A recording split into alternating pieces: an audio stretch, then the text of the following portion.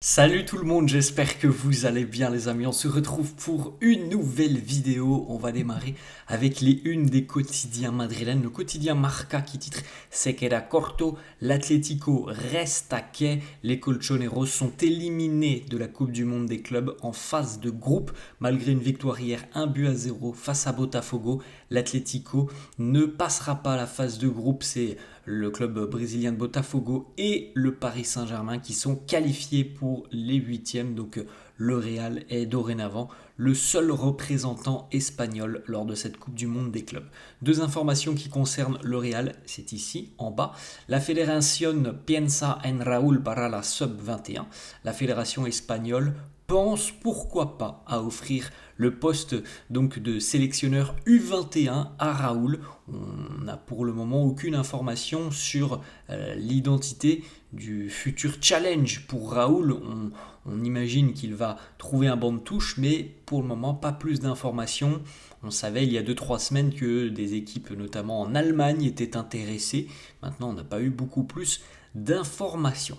Autre info, vous le voyez, c'est juste à côté. Le cas Rodrigo qui est de nouveau ouvert du côté de Madrid. Rodrigo qui n'a eu aucune minute face à Pachuca.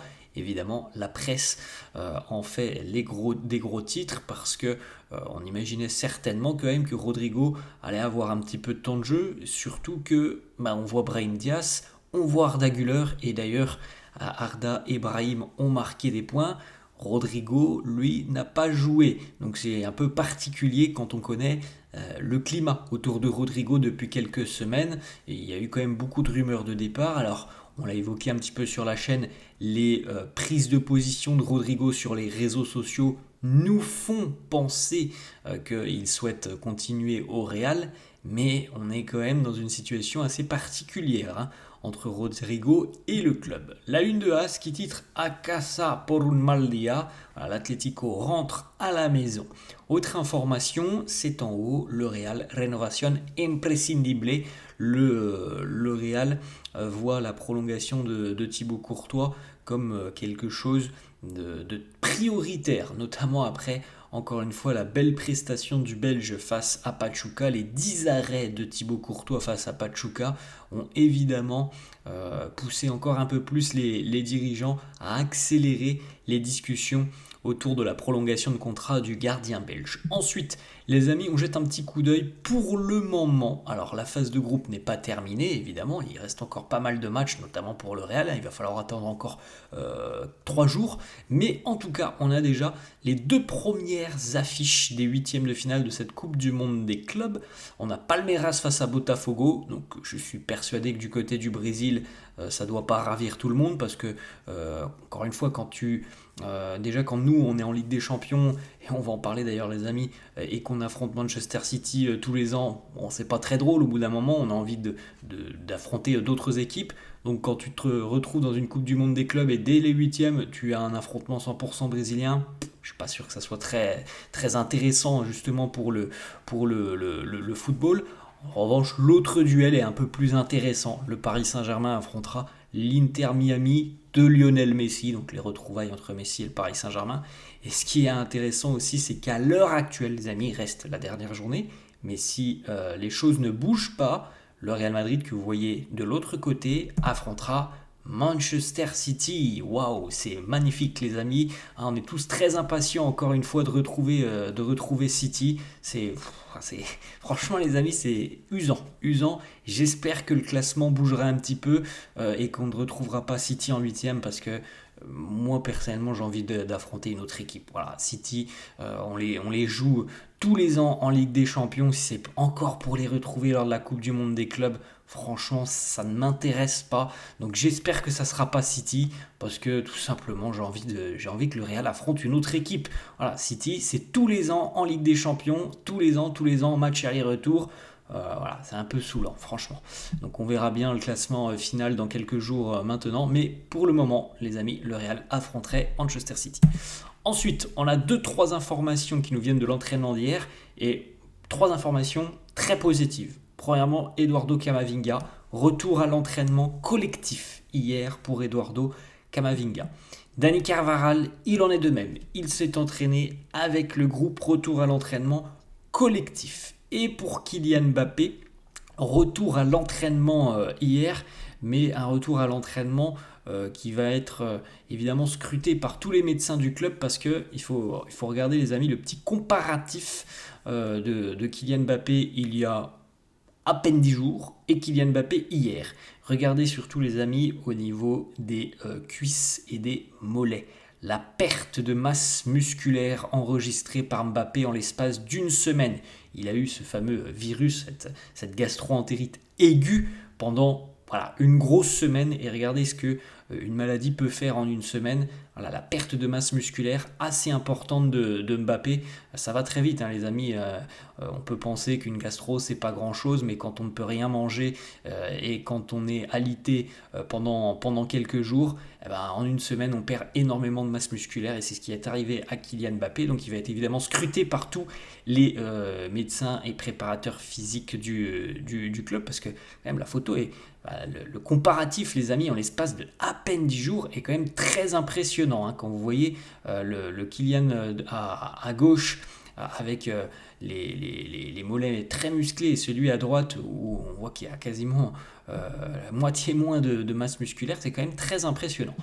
On poursuit avec l'autre information que l'on a évoquée hier et ça se confirme. Alors, pour le moment, rien d'officialisé par le club, les amis, mais c'était quand même un petit peu ce qui était annoncé il y a quelques mois en arrière.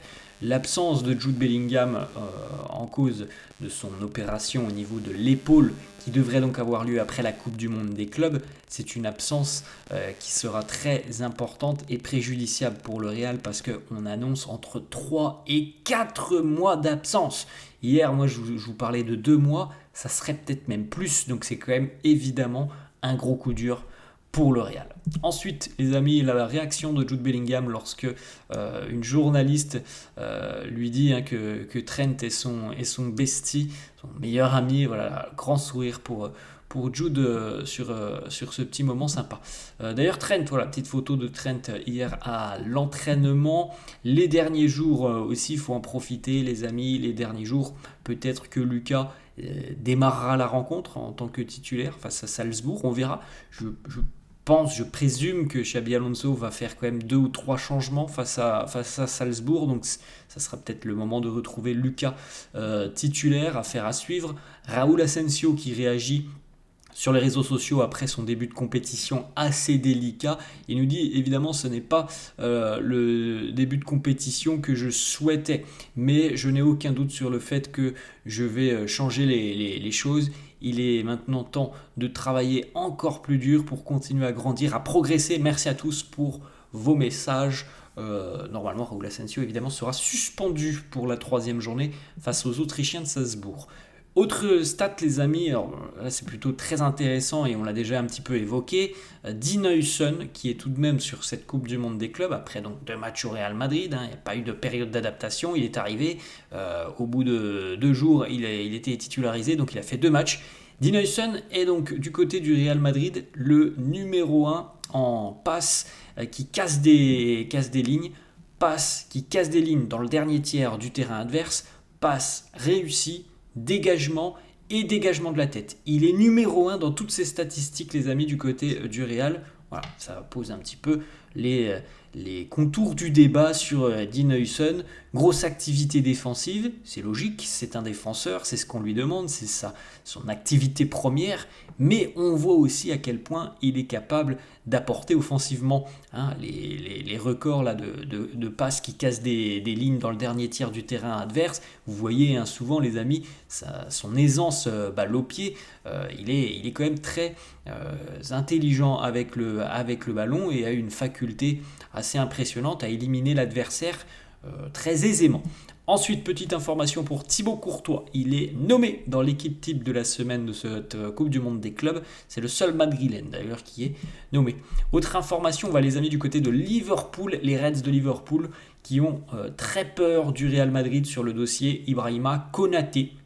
On le sait, Fabrizio Romano l'a annoncé même déjà depuis 2-3 semaines, Oui, le Real est très intéressé par le défenseur central international français, mais évidemment pour le moment il est du côté de Liverpool et il y a des discussions entre le joueur et les Reds. La problématique pour Liverpool, c'est que les discussions elles n'avancent pas, que Konaté a été déçu de la dernière offre de prolongation qu'on lui a proposée et donc le Real est là tranquillement tapis dans l'ombre à attendre son heure. Le Real espère pourquoi pas refaire le coup Trent Alexander-Arnold, c'est-à-dire une arrivée libre et gratuite du français, peut-être l'année prochaine, puisque Ibrahima Konaté est encore sous contrat avec Liverpool jusqu'en 2026. C'est pour ça que les Reds craignent tout simplement que le Real réussisse encore une fois un très gros coup mercato en allant chercher un joueur qui sera libre et gratuit l'année prochaine. Donc bon, d'ici l'année prochaine, les amis, il y aura certainement encore des discussions, certainement de nouvelles offres de la part des Reds.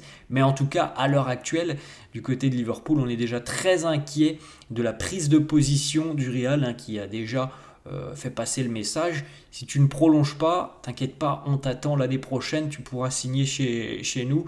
Donc voilà, du côté de Liverpool, on est très inquiet. Ensuite, autre information, vous l'avez vu un petit peu tout à l'heure sur la une du quotidien AS, en ce qui concerne Rodrigo. Bon, toujours quand même assez flou autour de Rodrigo. En cas de départ, le Real a fixé son prix, 90, 100 millions d'euros. Arsenal toujours intéressé. La situation du Brésilien est encore plus incertaine depuis sa mise sur le banc contre Pachuca, alors que Güler et Brahim marquent des points et que Mastantuono arrive dans quelques semaines. Voilà, c'est assez particulier. On suivra évidemment les performances de Rodrigo s'il joue sur la suite de la compétition. Sincèrement les amis, si il ne joue pas sur la suite de la compétition, on pourra certainement quand même ouvrir la porte à un départ, parce que ça ne va pas rassurer Rodrigo s'il n'y a pas de temps de jeu sur la suite de la compétition.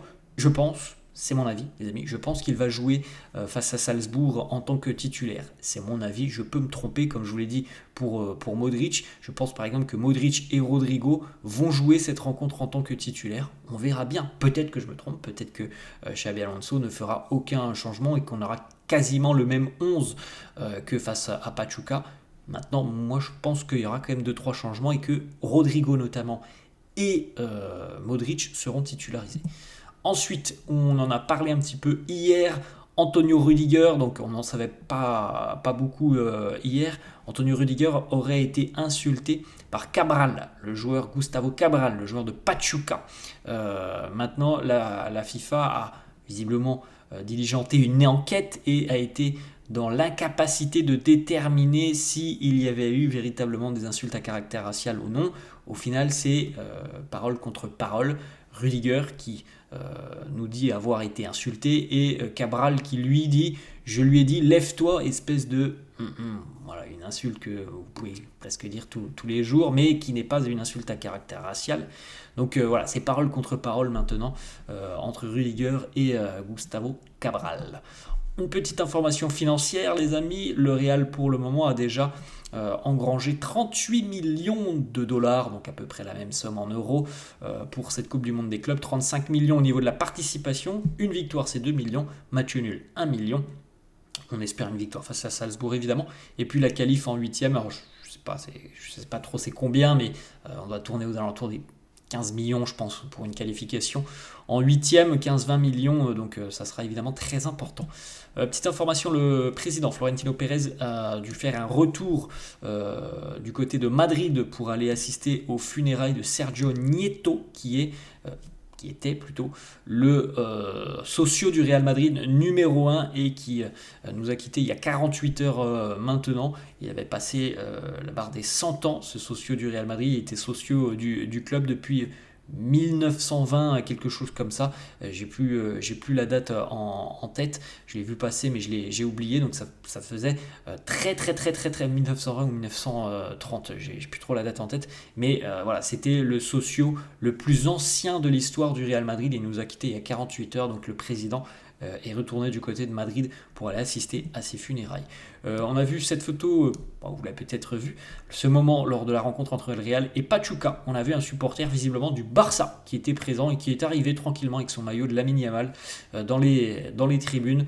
Bon, en fin de rencontre, il s'est vu remettre un maillot du Real Madrid et il l'a enfilé, voilà, sans problème.